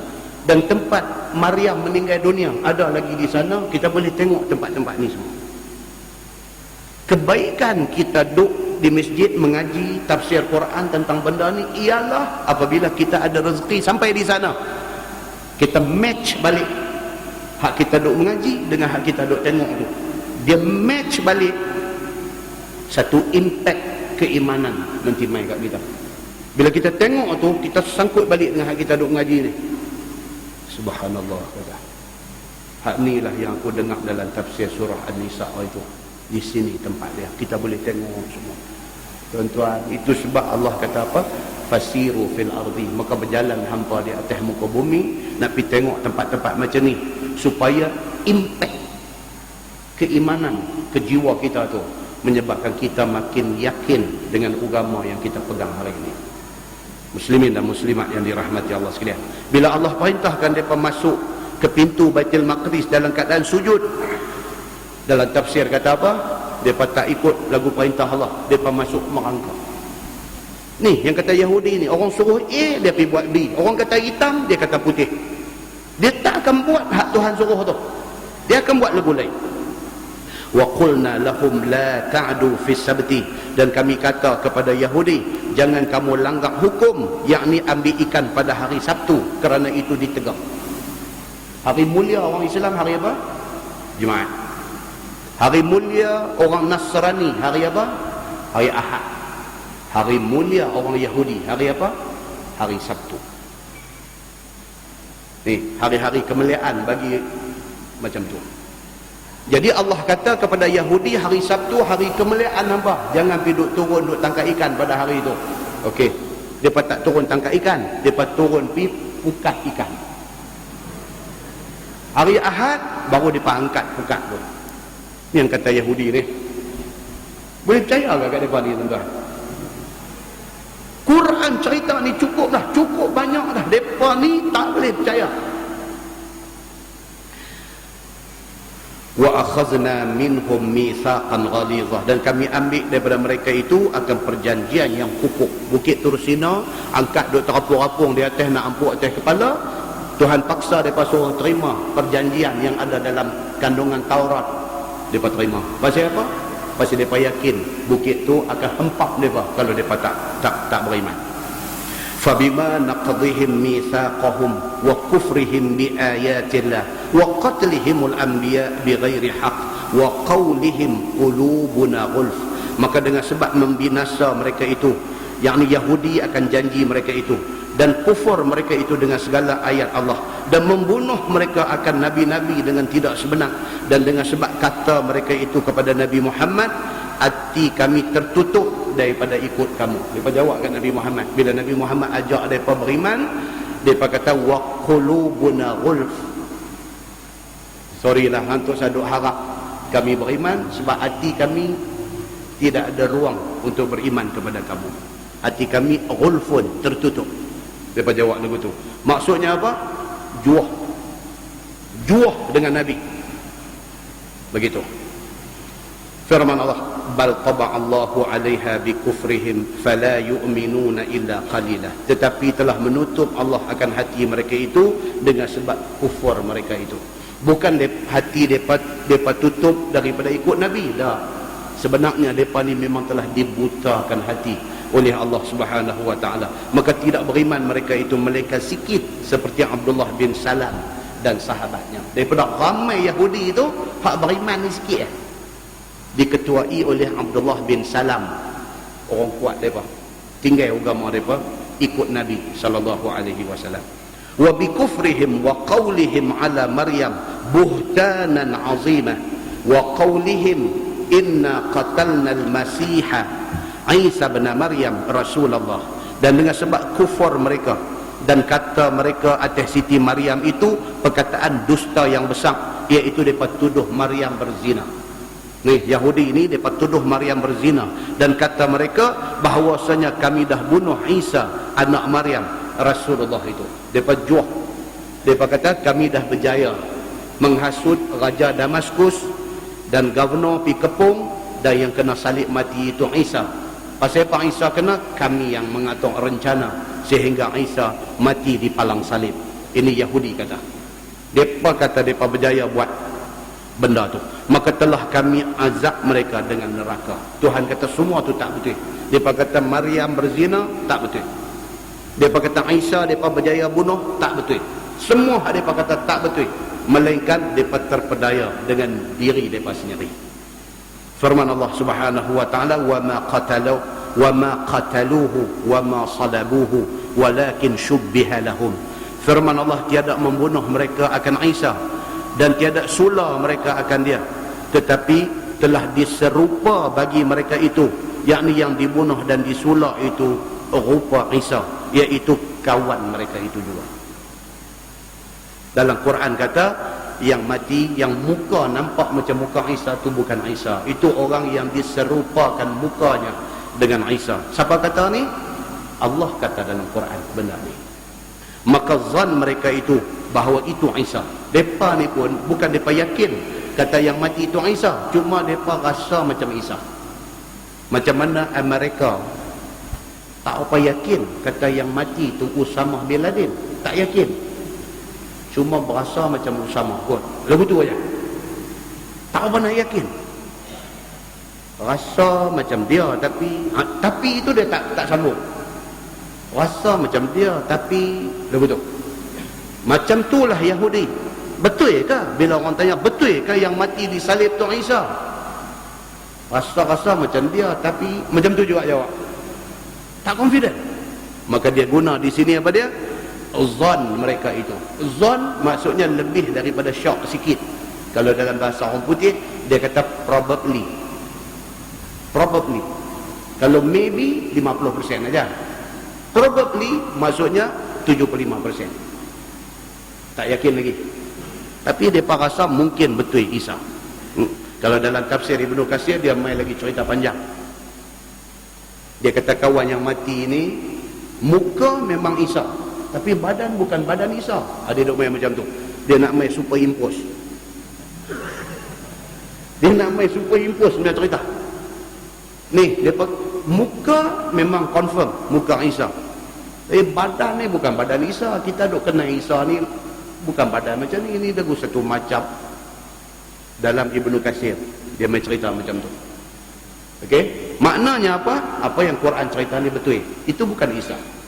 Tapi satu orang yang diserupakan muka dia dengan Isa. Firman Allah, wa innal ladzina ikhtalafu fihi la fi syakkin minhu. Dan bahawasanya segala mereka yang bersalah-salahan mereka itu pada Isa itu sungguh pada syak daripadanya. Kata setengah mereka itu muka Isa, tubuh bukan tubuh Isa. Ada juga dalam ni pun. Dalam Ibnu Katsir sebut cerita ni. Muka confirm, badan bukan dia. Ia bukan Isa, badan itu bukan Isa. Dan kata yang lain, dialah Isa. Jadi tak sepakat. Tak sepakat. Superimpose. Kan? Awak kepala dia halui, badan besar, dia tak balance ni kepala dengan badan. Jadi main begitu. Superimpose. Bila ada orang pandai, dia tengok balik dengan komputer ni, dia kata superimpose. Dia kata begitu. Firman Allah, ma lahum bihi min ilmin, maka tiada bagi mereka itu dengannya ilmu, yakni tak ketahui siapa yang dibunuh itu sebenarnya, bahkan tiada yakin bahawa ia Isa, illa tiba'az zan, melainkan ikut sangka mereka itu sahaja. Wa ma qataluhu yaqina, dan tiada membunuh mereka itu akan dia, yakni akan Isa itu dengan yakin bahawa yang dibunuh itu Isa, tetapi hanyalah sangka sahaja.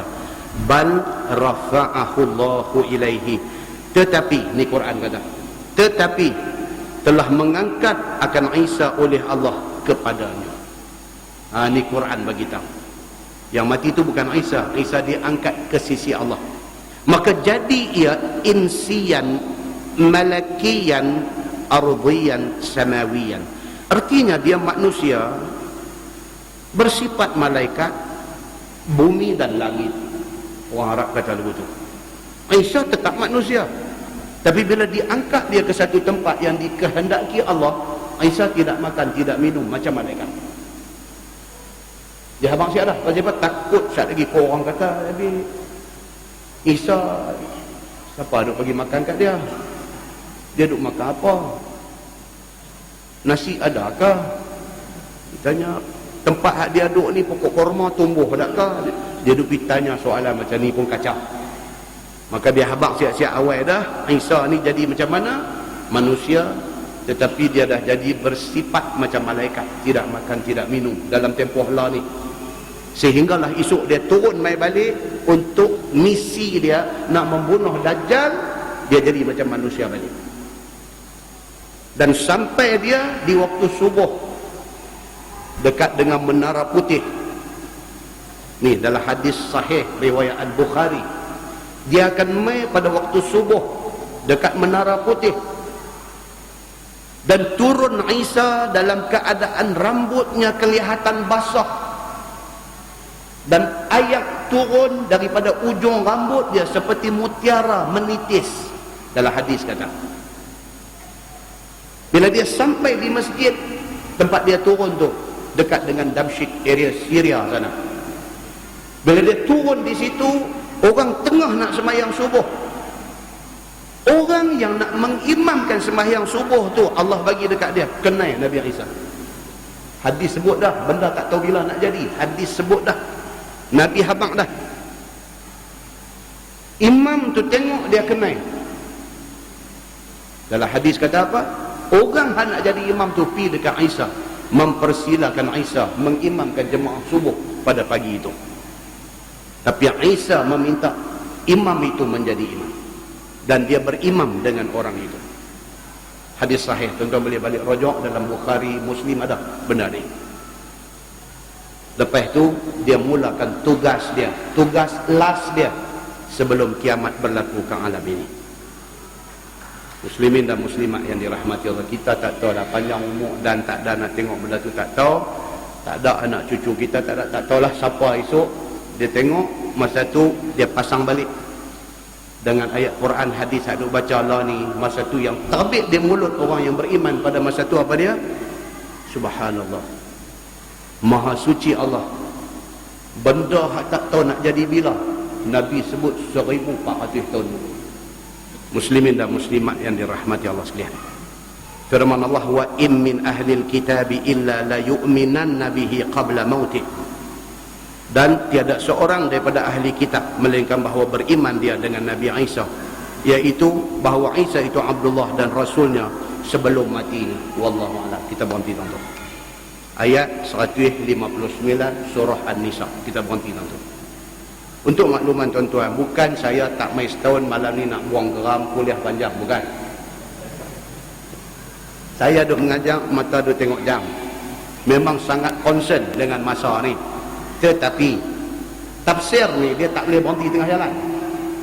Baca tafsir ni dia tak boleh loncat turun kot tingkap. Kalau kita naik bas, lagi bas tak berhenti dekat RNR, tak boleh berhenti. Paling-paling RNR baru berhenti, turun nak pergi pancung ke, nak pergi minum teh ke apa ke, saat lagi sambung perjalanan. Last dia berhenti di stesen Hanafi tu. Dia tak boleh bas duk berjalan sampai dekat Jawi kita lagu loncat turun kot tingkap, tak boleh. Tafsir dia macam tu. Dia nak berhenti, dia nak kena stesen dia baru dia boleh berhenti. Jadi stesen dia 9.40. Stesen dia. Apa nak buat? Kita ada satu cara lagi. Kalau nak bagi berhenti awal, terus duk cerita banyak-banyak. Saya baca ayat, saya baca makna dia. Saya baca ayat, saya baca makna dia.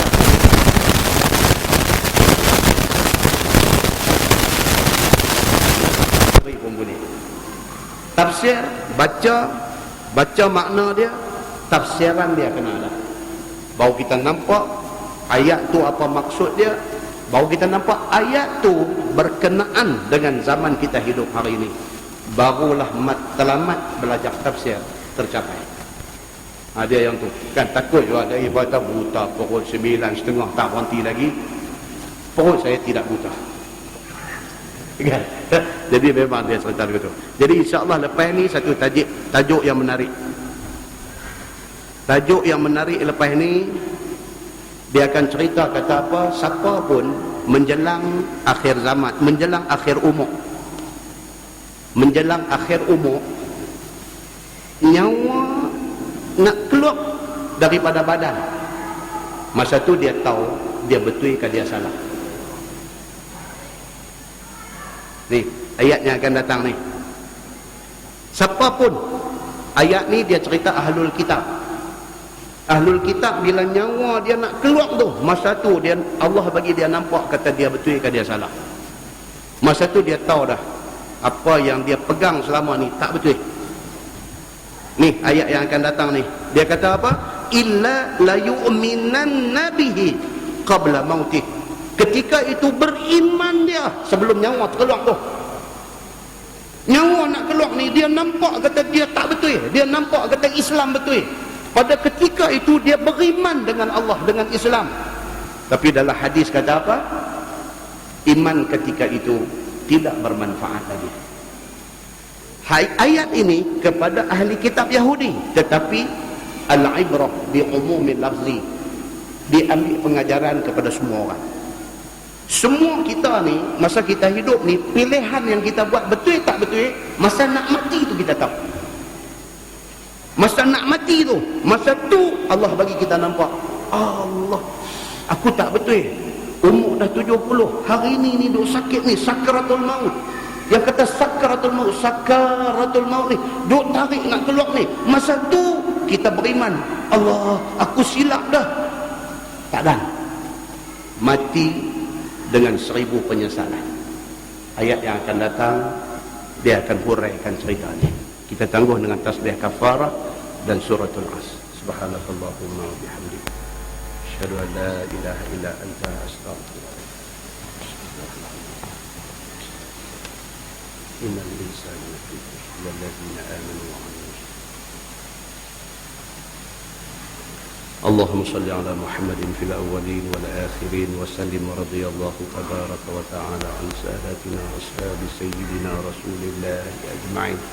بسم الله الرحمن الرحيم. الحمد لله رب العالمين حمدا يوافي نعمه ويكافئ مزيدا. يا ربنا لك الحمد كما ينبغي لجلال وجهك الكريم وعظيم سلطانك. رضينا بالله ربا وبالإسلام دينا وبمحمد نبيا ورسولا. اللهم افتح علينا فتوح العارفين وارزقنا فهم النبيين بجاه خاتم المرسلين. اللهم فقهنا في الدين وعلمنا التأويل واهدنا صراطك المستقيم. اللهم أرنا الحق حقا وارزقنا اتباعه وأرنا الباطل باطلا وارزقنا اجتنابه. اللهم اجعل جمعنا جمعا مرحوما وتفرقنا من بعده تفرقا معصوما. وصلى الله على محمد وعلى آله وصحبه وسلم، والحمد لله رب العالمين. السلام عليكم.